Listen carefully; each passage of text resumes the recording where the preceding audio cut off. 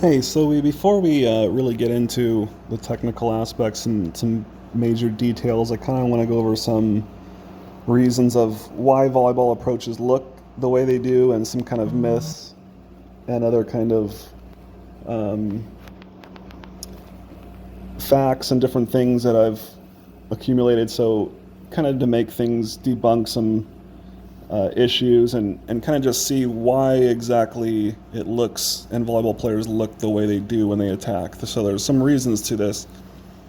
And first off is balance and consistent pressure from our feet. So we want to make sure that we have a nice triangle base with the foot going forward. So we're going to look at this play here. It's an attack by Milkovic.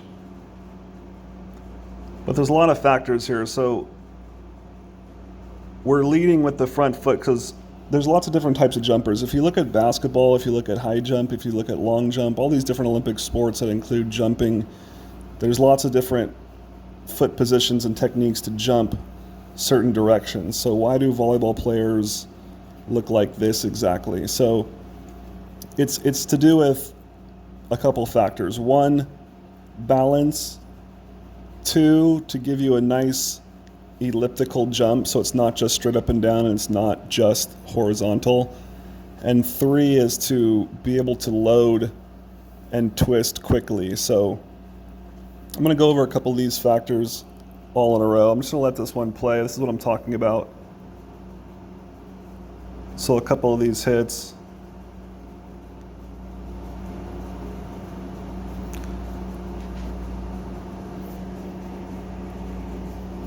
So it looks like you're always going to see mostly this 2-foot plant takeoff. So the right foot is a heel and toe, and the left foot is a nice breaking stoppage kind of that players punch. Basically, your left foot is punching into the ground to create downward momentum and then create lift vertically. So that foot is turned and curved. So you can see usually, if you're a right-hander, that left foot is curved and punched down. The second reason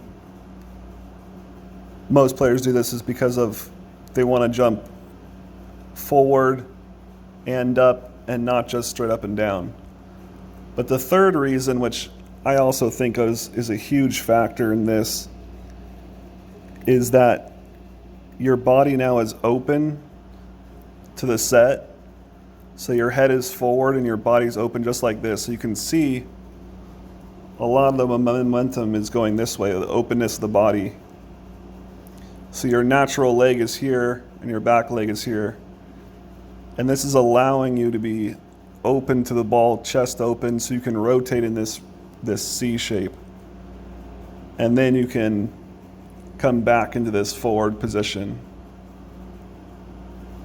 So as you step close, you can see that we're opening and facing the set so that our body can rotate around our spine on an axis. So it can go from left to right and attack the ball. So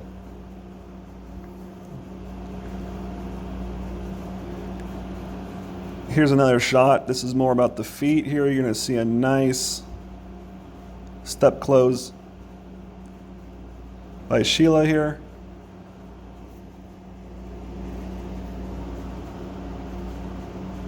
So a big heel to toe and then punch. So you get this nice leg driven and this nice triangle symmetry of good balance and a good able to jump off equally of both feet, and you're getting a nice elliptical kind of jump. You're not getting just horizontal and you're not getting just vertical. So again, this foot is allowing us to do this foot is allowing us to do that, and ends up like this type of jump.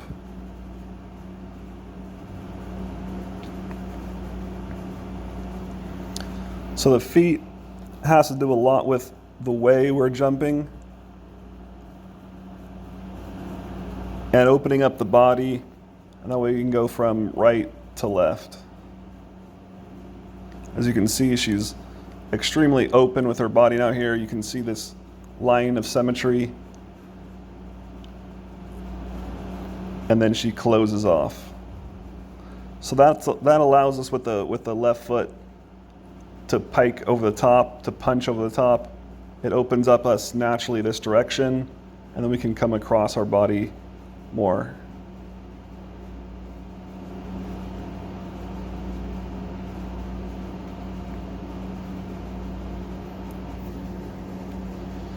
So the third thing is, which I think is extremely important also,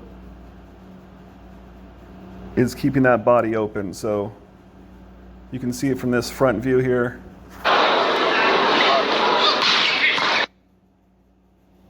Let's go back.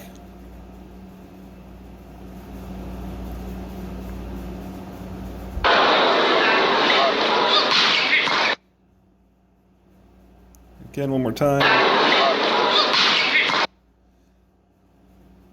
So from the front angle, you can see now that this foot is breaking and it's opening up the body this direction naturally, because this foot's forward here. So this left foot's forward, it's actually opening up the body to the right side. So it's automatically loaded this direction quickly. You see how quickly that gets into place? If your feet were together, you'd be facing forward only, and you have to go right. You have to go forward, right, and then forward again. Now you're loading up, it's just basically, you're already to the right, and now it's just left. So you load up a lot faster, and it's working with that chain quickly. So I want you to kind of do a small experiment. I want you to just stand up straight and then lean backwards. So put your head back, just kind of like you're looking up at the sky, and you're arching your back backwards. So say, for example, this player right here, you're just standing like this. Put your head up and then kind of lean backwards. What's going to happen, you're going to lean backwards, you're going to go back, and if you relax your body completely, if you just let go completely, you're basically going to fall backwards. So you're going to fall, your spine isn't going to retract. You're just going to look up and then you're just going to fall kind of basically back. It's almost like a trust fall. So think of that. So think of arching your back. So the same rules apply to when we jump. So when we're jumping here, we don't want to arch our back way back because it's so much harder to regain pressure and go forward. So it's a lot of work for our abs and our spine to go backwards and then go forward. And also, it really messes with our head. We want to keep our head soft and neutral. We don't want to have a lot of pressure. We want to be like an Olympic track athlete where there's a lot of looseness. You can see the mouth open and easy, and that way we're not contracting too many different muscle groups at the wrong time. So sequencing is a huge importance. So I want you to do another experiment now too, is I want you to stand up just straight, normal like this, and I want you to tilt your head just to the right. And I want to kind of turn your hips a little bit, but I want your feet facing forward still. So your feet are facing forward, and you're going to move your head and a little bit of your hips to the right, just so it's like looking over your right shoulder. So we're going to be here, and you're kind of just looking this direction. And then once you relax completely, after that, you're going to notice what happens is your body rotates right back to starting position. So if you're looking forward, you're standing normal, you rotate to the right, you're kind of contracting your abs a little bit, you can kind of feel a little tension, and then you just go relaxed a little bit, it's going to, your abs and your body is going to snap back forward into that normal neutral position. So what that does is, it means that your abs and your stretching motion of your going to the right or the left wants to go back to neutral, which neutral is your center mass.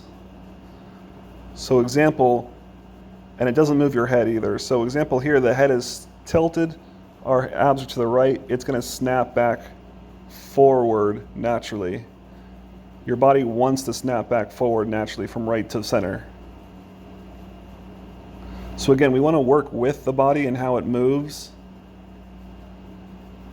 and use that momentum normally as a body wants to move efficiently. So again, tilt your head back like you're looking up at the sky and keep going, and eventually, and if you relax completely, you're just going to fall backwards onto your back. So we don't want to do that. That's called piking when we hit. So we don't want to pike. That's why players don't pike. You don't see that kind of piking motion when they hit. You see this turn and load because your body, if you look to the right and then you relax, will naturally, with your breath, take an exhale, it'll naturally just snap forward. So it'll go from here to here naturally. Your body wants to snap forward again. So it's using the body in motion and using it effectively. So again, right here we have the left foot here is in front to create an arch, and the back foot is driving up a lot of pressure. So we go. So another thing I want to talk about really quick is hang time.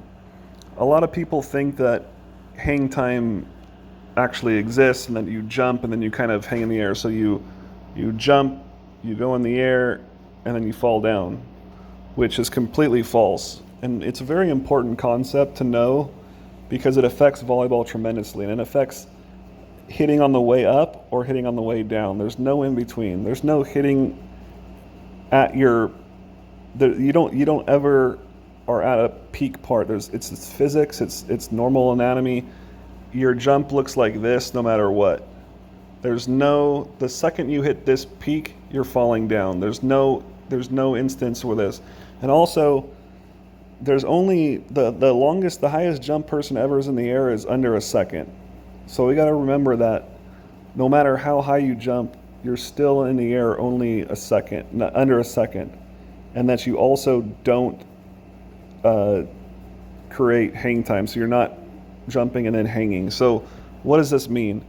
This means exactly that you have less than a second. Every single human being on Earth jumping and hitting has less than a second from takeoff to landing.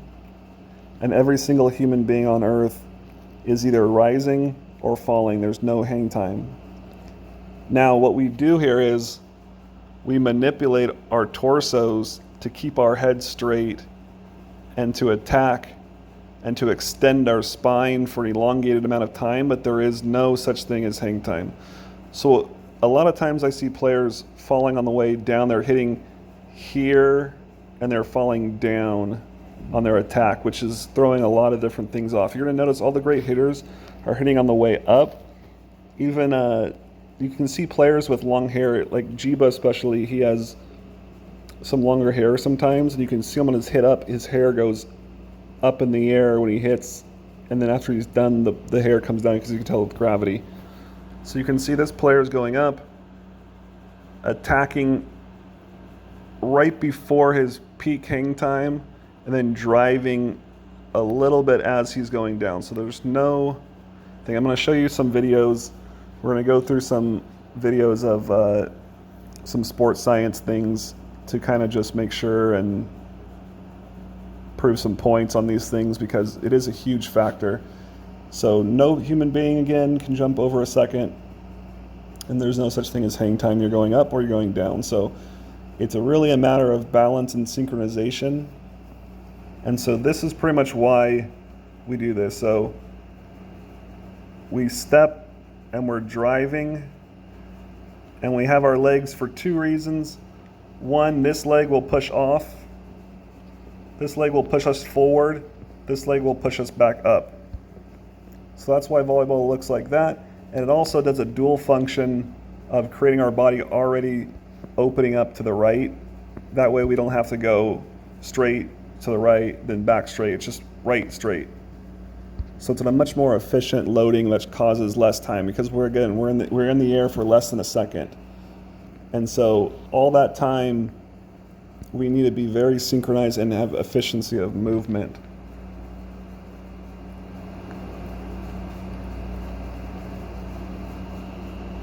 So again, here's from the other view. Again, you can see that foot, and you can really see that foot twist and turn, that left foot. It's really called a brake foot. We're punching that brake. You want to go drive into the penultimate stride, which is the second to last stride, and then brake, punch the brake. So we're punching up. We're going to go into detail about this on our step close and stuff. This is just kind of an introduction of why we do these things. And you can also see already he's opening up this way. You see that he's not facing forward. He's already naturally facing to the right. His head is neutral because he's not piking. He's opened up this way so we can see everything fine. And his body is facing this way, so that way he can curve and then spike forward. Not go forward, go back, then go forward. There's not enough time. So if you were just jumping with your feet together, you would just be looking forward and jumping. You'd have to turn your whole body this way and then turn it back. So here you can see that he's, so like this, so example, if he's jumping here and his feet weren't, if his left foot didn't get around in the beginning, he'd be facing forward. And then in the air, you have to jump, turn that way, turn load, and then go back again. So it's a lot of extra motion parts that's really inefficient, and it's not going to create this chain. So you can see right now he's going forward, and then that left foot comes around, so it turns that hip. See how that hip turns automatically right there? You can see the hips going straight. Again, if you jumped forward, you'd have to go this way and then this way. But putting that left foot forward, look how the hip turns. The hip now is already loaded up. This is part of your loading phase a little bit, right? We're gonna go over step close. This is your drive phase. Now there starts your loading phase, right? Arms are to the side. Here's your loading phase, here's your brake. Your hips are already turned. The body's already that direction. And now it just wants to go back to normal. Now it's really stretched out. Now it wants to reset naturally to there. So once it's here, it wants to reset quickly back to there. And that's where your abs and everything contracts and it resets and hits hard. That's how you get your efficient maximum spike here. So you're up here naturally because your hips, right, are straight, and now they curve. Now you've already loaded up your legs. Now you've jumped already. You're already facing that way on your jump. And now you just need to go one direction forward. So very important that these legs are in a nice thing. And again, it's a nice triangle for balance. It covers a lot of different factors. It covers that nice triangle for balance and pressure. It carries this forward and up jump, not just vertical or horizontal, and it creates this openness that we can load. So 3 huge factors of why a volleyball player looks like this when they jump. So there's a big reasons why, and I want to get those out of the way before we get into the details of the steps and the individualness. So again, here, you can full speed.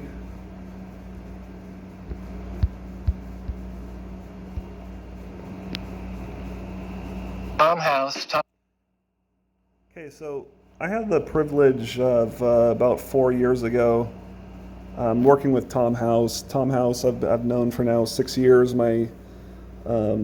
He's progressed from baseball to football to volleyball to any sport. I was actually one of the first volleyball players he worked with, and a lot of the stuff that we worked on was translating this into volleyball, because now he has his own quarterback camp, and he's been working with Tom Brady and Drew Brees and all these other 30 quarterbacks in the NFL, 50 pitchers. He was really known as a pitching coach, but he's created really this business. He used to run it out of USC, and we used to go to the baseball field and run all this stuff there. He still does that sometimes, but he's really made this quarterback camp, and this is the latest video I can find. It even shows a volleyball thing, and it's actually the newest volleyball, so you can tell how brand new this video of his actually is, because it's the ball they've only been using the last year. And so the information is the most up to date that I could find on Tom House, which is great. And he has tons and tons of work, and it's interesting thing. I'm gonna let it play a little bit and get to know him a little bit here, and he goes over his things and who he works with, and I'm gonna stop it every once in a while and show some really key points here. So he's got a PhD. He's a really smart guy. He's worked with, I mean, if you count all the athletes together, he's worked with hundreds and hundreds and hundreds of pros, and billions, and these pros are worth billions and billions of dollars combined. Like, I mean, just Tom Brady and Drew Brees alone, if you just take those two guys. When I was there, he was working with Tim Tebow, Cole Hamels, Sabathia, a bunch of other major league pitchers and football quarterbacks at the time. I was there for about 2 weeks, which usually is a pretty long time. It was kind of a promotional thing that I knew through his. I got to be friends with him, so I got to do it for free for kind of like this ESPN thing and everything like that. So we really developed a lot of things. He developed some things. He's a great guy because he's always trying to learn, and he's got an interesting way about him, and he loves input and feedback, and he works with you and helps with you and develops things for the individual basis. So I'm going to go a little bit over him. He's just going to let this run for a second. Tom House, Thomas R. House, PhD, performance analyst. My two Hall of Famers are Brady and Brees. People don't realize how hard they work to get 1% better. There's a lot of technology out there. We're one of the few facilities in the world where we can actually give you a deliverable. We work with all rotational athletes, any throwing or striking sport. But me personally, I'm working with the elite NFL quarterbacks and a lot of the elite Major League Baseball pitchers. Rotational athletes, throwers and strikers, are all the same animal. The only thing that might change is the timing of a weight transfer. Virtually everything else is the same. If you can teach hitting, you can teach pitching. If you can analyze quarterbacking, you can analyze hitting a volleyball. So again, right, he's analyzing this, comparing striking motions. So the way you load, the way you preset, the way you drive the legs, the way the hip sequencing is relatable to all sports. And he never didn't even do volleyball really before me, which I was very thankful for. It was about 6 years ago. And like I said, the volleyball, you can see that volleyball is the newest international ball. That's only been a year, this last year. So the ball is new, the play is new, so the video is new. So, but like he said, all rotational athletes share extremely common similarities in sequencing and drive motions. So that's why it's really important kind of to listen to what he says, and a lot of good information, because he's got more experience and more years doing this than probably almost anybody out there. So here we go again. Analyze hitting a volleyball. In effect, so here. You can analyze hitting a volleyball. In effect, we are now helping all athletes, male and female, no matter what the age, in any rotational sport that's out there, even cricket. All right, so it's all good stuff. It's all science-based. It's objectively researched. It's a deliverable that is measurable and defendable. What I found with the elite, they are very receptive if they can understand what you're telling them and they think it's going to improve them. The cool thing about working with the older guys, they're in a window of trainability where they're done with their growth and they're done with their weight gain, so they're basically reinforcing the mechanical efficiencies they got to get to their elite level, and they're just sustaining that with process is what it boils down to. And then we realize that there are things the human eye can't see. You can see probably about 34, 32 frames a second, but most of the activities with a quarterback or a pitcher that count take place at about 1/250th of a second. Biomechanics, briefly, are laws. So again, with the vision thing, he's talking about how your sequencing has to be set up to deliver a pitch, to deliver a throw, and it's the same thing for volleyball. So I'm going to relate. He talked a little bit about volleyball, but he hasn't really mentioned volleyball that much. So I'll give you my feedback and my input with him. It's just like attacking the block. That window of opportunity where you sequence everything up and you know where to hit it is extremely small. So that vision comes down to that factor. So he's really talking about biomechanics and how we can make a repeatable action the same over time, so that we have to get so that way we can get a good behavior. That way that vision can open up, because if you're so focused on your legs and your approach and all these things, which are important to go through the process, which you just said, also the older guys just keep doing their process so their vision gets better, basically. We need to work through that process so that way our mind can work on the game. Look at the block, look at the hitters, look at the hands, look at all these different things. So the elite, I wouldn't say elite, even the good, just normally good players have gone through this process, have gotten their footwork and their technique down to a point where it's subconscious, and that subconsciousness with their technique now allows them to visually and mentally acquire information, whether it be the block, whether it be the defenders, all these different things. So that's why this whole biometrics and kinesiology and all these information that we have here is so important. So I'm going to let him talk again. Laws of physics apply to the human body. Human bodies move, but they have to move based on the same physics that a car drives and birds fly. We've been able to identify through high-speed motion analysis the efficiencies that are necessary for a kid to throw or swing efficiently.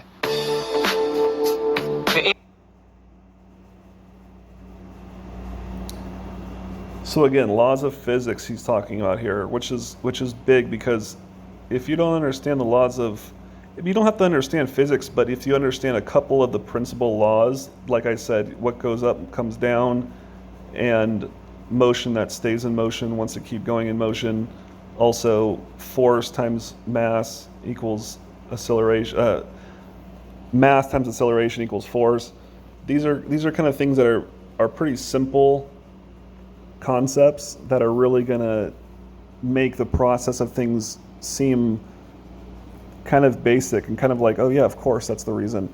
So that he also mentioned, the elite athletes, they're not willing to change unless you can kind of explain it to them in its simplest form. But once they understand it, it's like a light bulb goes off, like, oh yeah, of course that makes sense. Like, that's the easiest way of doing something. I was doing something way out of the way before. I was actually, it was much harder for me to do something before, and now you've broken it down and seen some inefficiencies. Yeah, I can change that quickly. So that's what we're trying to get at here.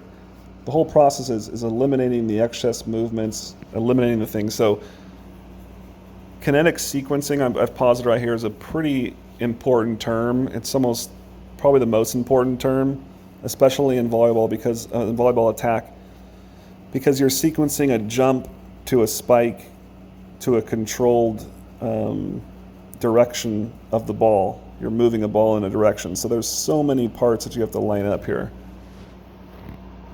The easiest way to talk about kinematic sequencing, think of legs, hips, shoulders, arms, implement. And then the mechanics of the actual skill itself, balance and posture, basically, keep your eyes level. Hip and shoulder separation, delayed shoulder rotation, torque. We got lucky about 15 years ago. We were doing motion analysis on elite athletes. Drew Brees and Greg Maddux. If you put their kinematic sequence at 1,000 frames a second, overlapped them, except for the timing into weight shift, it was exactly the same legs, hips, shoulders, arms, implement, with the same mechanics across the board. I mean, the graphs were carbon copies of each other. And I started thinking to myself, you know what? We may be able to take that and see if we can help quarterbacks. Everybody that comes to us, if they come for biomechanics, they're going to get strength training, nutrition, and mental. We actually have a series of tests and evaluation. We call it screen, test, and assess for movement efficiencies. And we look at their timing, their kinematic sequencing, and then the variables that coaches teach: balance and posture, stride momentum, opposite and equal, hip and shoulder separation, basically squaring up from front side and release point. So again, this is Drew Brees right here. I don't know if you know who Drew Brees is. It's a Googleable player. He's the Saints, New Orleans Saints quarterback. He's the top yards passer of all time. He's got numerous amounts of all-time records. He's an unbelievable player, hundreds and hundreds of millions of dollars, and he's one of the elite quarterbacks in the NFL history. And he had a really bad shoulder injury. That's actually the original reason he went to Tom House, was because for mental, emotional reasons, he was saying, because just learning how to handle the huddle, learning how to handle the locker room. And then the last game of his season, when he was at the Chargers, 2005, he had a really bad shoulder injury. So Tom House started working with him on that, and they've been working together ever since about 2005, the beginning of the NFL season in 2005. So they've been working together for a very long time. And Drew Brees, just Google him and see how much, just his football career, and see how ridiculous of an NFL career he's had. I mean, he's right there with Tom Brady, basically. He doesn't have the Super Bowls as Tom Brady does, but he's got all the individual accolades and yards and touchdowns and all that kind of stuff. So, but again, he's even on a mound right here. He's inside the this is actually where we were exactly. This is the inside of the USC Fieldhouse baseball connected weight room to their baseball field. So they're inside the USC facility, and Drew Brees is doing towel throws on a mound, weighted balls, opening up, hip shoulder separation, which we're talking about. So he's doing baseball drills, but they're really not. They're all overhead athlete drills. So again, Drew Brees, the football quarterback, is doing baseball things because they've all related to the same sequencing, just like he had said before. And release point. Drew had an issue. His base was too broad, so that when he took his stride, his weight shift, he wasn't generating the same foot-pounds that he could if he narrowed his stance up, took a 1-foot stride in the time frame. So our teach initially with him was to narrow his base to get more ground force production in the time frame, to have more energy to get into the football so he could throw a long ball. Not only be accurate short, but be able to throw the ball 55, 60 yards to stretch the puzzle after identification is the solution. And that's where we have a head start, because we started off. Really quickly, I want to stop right there. He says, the puzzle, everybody's a puzzle to figure out. And I've said this many times. These are a lot of things that normal coaches know, normal players know. This is not like ground strike, force energy, hip shoulder separation. A lot of these things coaches know, and a lot of these things, and everybody's trying to figure out the individual puzzle of each player, and you're trying to figure out the individual puzzle of how to scout a team. But the real money maker here, and which of course I'm not giving away all my training secrets in these videos, but these points are mostly an awareness. And so I want everybody to watch this, to be aware of these things and understand what we're looking at. And once you've seen the puzzle, figuring out the puzzle, but then implementing training and research and different methods and different techniques and lots of different ways, and teaching and mentally teaching and trying to figure out how to connect to your athletes. These are all functions of the art of coaching, the art of training.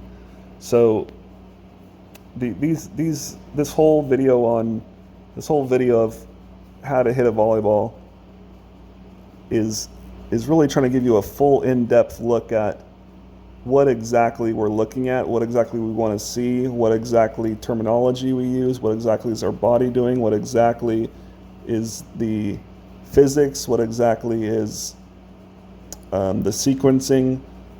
But now the art of that is getting that to your players, training your players in a way that can work for them, that individual maybe doesn't work certain ways for certain individuals, and that's the real skill. So I'd really encourage you to kind of create your own programs, create your own things, and it's evolving. It's looking at what players need, trying to implement these things, and really going after the creative part in your mind, making up your own exercises, making up your own routines, making up your own things that are based on certain things, maybe improving little tweaks here and there of exercises that you do find.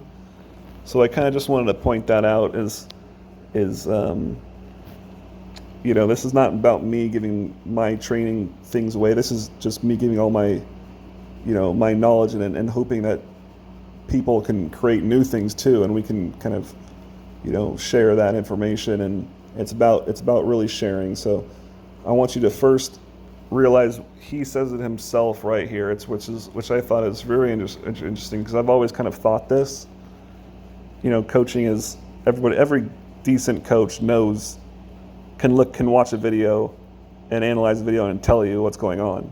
But it's the more experienced, the more, you know, dynamic coaches that can get through to their players and create plans and create interesting ways of getting them to do it actually. So is the solution, and that's where we have a head start. So again, let's rewind it for a second. Let's just see what he says exactly here. The puzzle after identification is the solution. There, so the puzzle after identification is the solution. The puzzle after the identification. So there's a puzzle, you identify what everything is, and then now what's the solution, right? Puzzle after identification is the solution. And that's where we have a head start, because we started our science in the mid-'80s. All the stuff that's going on right now is really cool stuff, but they're 10 years ago for me. The people I was hanging out with embraced the technology, and we went down a lot of bad alleys and made a lot of wrong decisions, but we also came up with some stuff that was really, really good.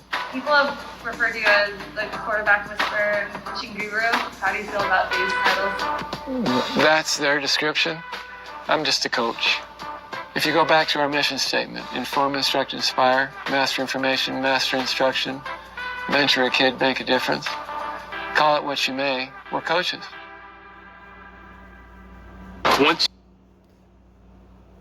So he's right about that, of course. Here's now shifting gears a little bit. So, well, just to really reflect back on that. So all overhead athletes basically follow the same sequencing: hip shoulder separation, drive, legs, hips, shoulders, drive. So it's very important to kind of see, you know, the most expensive, the best in the industry, basically. I don't know if he's the most expensive, but he's working with the most elite for the longest time. Even his baseball, Tom House is his name again. You can Google him, you can really see the type of athletes that he's worked with. And these are all the same. So all overhead athletes relatively share the same sequencing, the same mechanics. Now, which turns into volleyball, which a lot of players, I'm going to talk about hang time and jumping, and just making sure that we really do realize that there's no such thing as hang time. And this is scientifically based. And this is going to really cause kind of gave me a lot of understanding of my timing and hitting, because you think you can jump for so long, and you think you can hang in the air, and you think you can hang and do all these things as a jumper, but you really can't. So you got to understand what you're limited to and what's reality. And understanding that I couldn't jump for more than a second, understanding that as soon as I went up, I went down, and there wasn't hang time. I was just extending my body, manipulating your torso. That you can realize you can jump at your peak now. You can realize what actually is your hitting at your peak, because all the coaches say hit at your highest point, hit at your highest point. But if you're thinking that I can hang and I can hit high and then I can turn and do all these things, or I'm up in the air for a couple seconds and you got to realize what reality actually is. So a lot of players don't really realize what their actual highest point is. So this kind of video just proves a couple points scientifically, and really kind of gives you an understanding of what's going on in everyone's jump. So we'll go play this one. Once you leave the ground, the center of gravity of your body is going to follow a perfect arc. Every single time, the same law of physics that applies to any type of projectile. And the accelerometer data shows that Jordan's ascent and descent were exactly the same, at 0.42 seconds each way. This means that Jordan is either going up or going down. There is no in between. No point in time at which he hangs in the air. Sorry, but there is no pause button in hang time.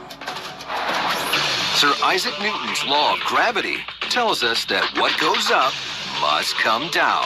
So how do the best in the world, like LeBron James, Vince Carter, and Michael Jordan, make it look like they're hovering? So again, they put sensors in his shoes. They put accelerometers around their waist. They did a bunch of different sensors points where the second they leave the ground, they can then they track with infrared videos. So this is sports science. Actually, it's a pretty cool little series they do. You can find this online. It was on TV for a long time, many years. Sports science. It's a pretty cool show too. They do tons of things like football. The power of generation power of all these elite athletes. They get an amazing amount of athletes to do some pretty cool things. So it's just kind of worth hanging out and watching. You'll learn a lot about sports and the scientific things behind them. So sports science. Here, for the first time ever, cutting-edge motion capture tracking technology uncovers the secret behind the magic of hang time.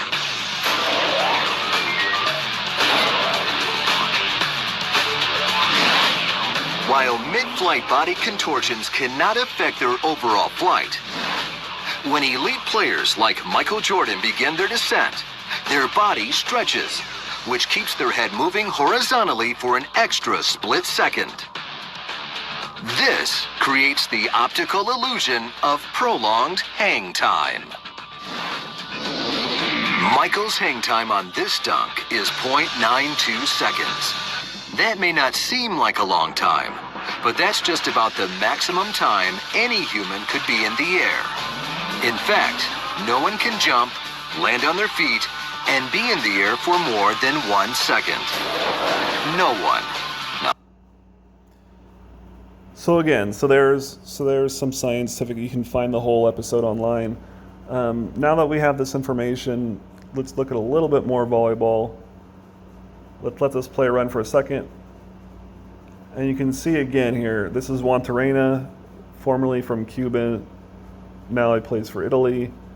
But this is really recent. This is just the last year here. His step, really big drive step. Again, bridge. That's a really good, nice triangle. Really a lot of force right there in that triangle. And this foot is causing him to jump forward. So on the jump serve, look at his base forward. Look how much energy is on that left leg now. And look how far in the court he's hit that ball now.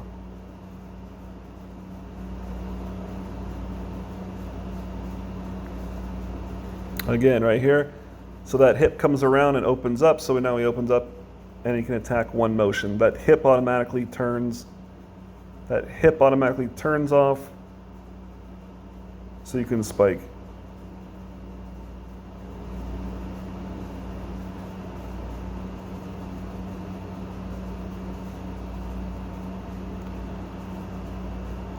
Again, so if his feet were just both facing forward like this the whole time, he never turned, it'd be very difficult. But you see that left foot now turns completely. Now his body is facing this direction. And it's open and then twist. So it's open, then twist. So again, a lot of reasons why we jump the way we do in volleyball.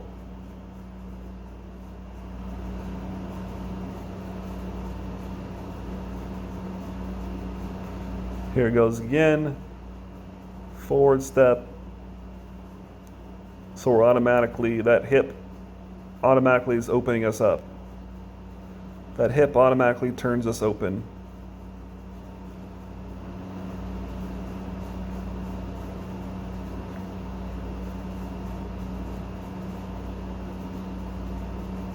Here's Simone from Cuba.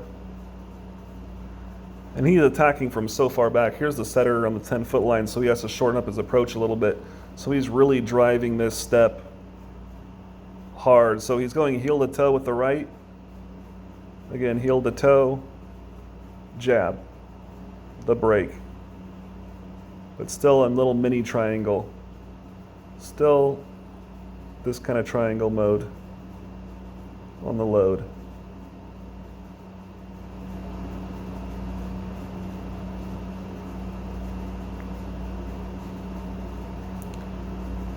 So here's him coming around.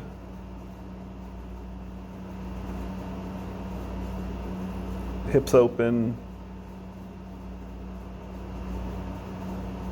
Him attacking.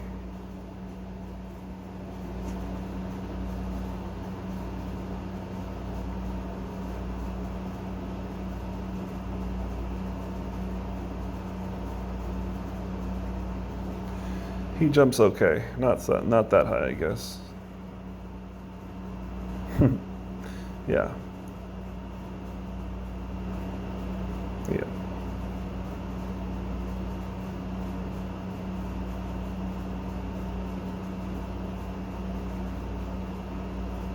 He's a pretty famous player. This is Simone from Cuba. Again, opens up, triangle. Opens up. You can see his body facing that way there already.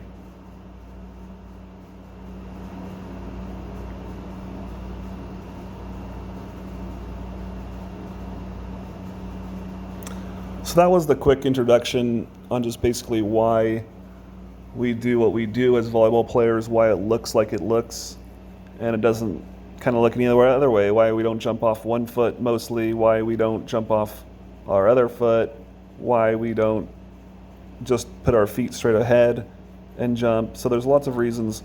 It might seem obvious to some people, but to really kind of break down why we do things and what we're going to look for is going to help us understand the process and what we're going for next. So the next, which comes next, is of course the feet first, right? So even Tom Howell said we start with the legs, then that goes into the hips, then that goes into the shoulders, then that goes into the arm, then that goes into the velocity output.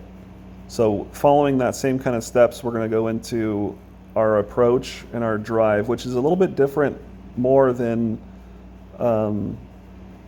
football players and baseball players, because we need to get a maximum jump. So volleyball is a unique sport where you're not only maximum jumping, but you're also maximum throwing, and you're also throwing as a quarterback into targets through defenders. So it kind of combines football, basketball, and baseball all in one kind of sequence. So that's why you need to know about hang time. That's why you need to know about hip-shoulder separation. That's why you need to know about heel-to-toe jumping. And this process, again, needs to become subconscious. So it takes a lot of work, and it takes a lot of understanding, and it takes time to get these tendencies down so that we can have time to improve our vision of the game, so we can be really looking at what we're seeing and studying the actual game, becoming volleyball smart IQ, understanding where the blockers, defenders are, these kind of things, and what kind of hits we want to do, and what kind of manipulation with our torso and our head we want to do right before we're about to hit peak gravity. And so as that goes on, we're going to start with our approach and our drive steps, and really get into our feet first, our feet, and then to our hips, which I talk about first, and then we get into our loading phase, then we get into our acceleration phase, and then that produces the energy we put into the volleyball. So next video or next section will be on the approach here.